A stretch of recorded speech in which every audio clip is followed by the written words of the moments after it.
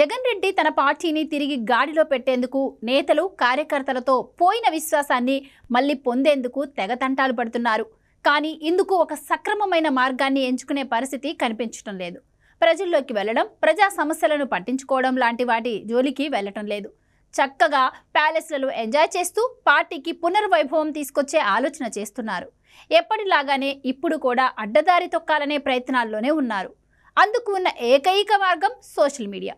ఈ social media ద్వారానే గతంలో వైఎస్ఆర్సీపీ ప్రతిష్ట మసకబారింది. జగన్ పార్టీలో నాయకులు, పార్టీ సీనియర్ లీడర్లు అసహనంతో ఉండగా సామాజిక వర్గాలకు ఆయన ఇస్తున్న ప్రాధాన్యం కూడా దారుణంగా ఉంది. పైగా జగన్ సొంత ఫ్యామిలీ రిలేషన్స్ బాగా దెబ్బతిన్నాయి. అయితే ముందు వాటిని సరిదిద్దుకోకుండా జగన్ రెడ్డి సోషల్ మీడియా మీద ఫోకస్ పెట్టారు. ఇప్పుడు వైసీపీ సోషల్ మీడియా క్రియాశీల బాధ్యతలను సరైన వ్యక్తి చేతిలో ఉంచాలని భావిస్తున్నారు.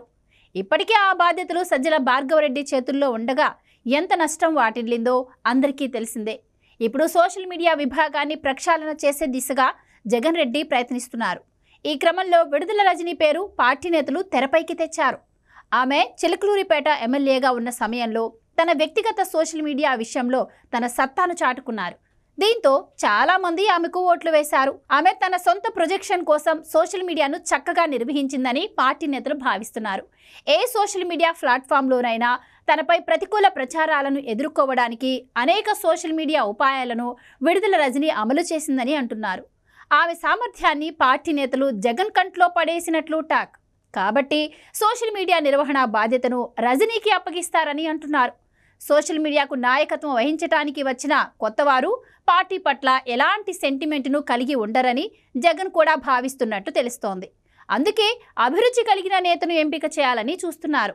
కాబట్టే సోషల్ మీడియా బాధ్యతను విడుదల రజనీ చేతుల్లో పెట్టాలని పార్టీ నేతలు భావిస్తున్నారట.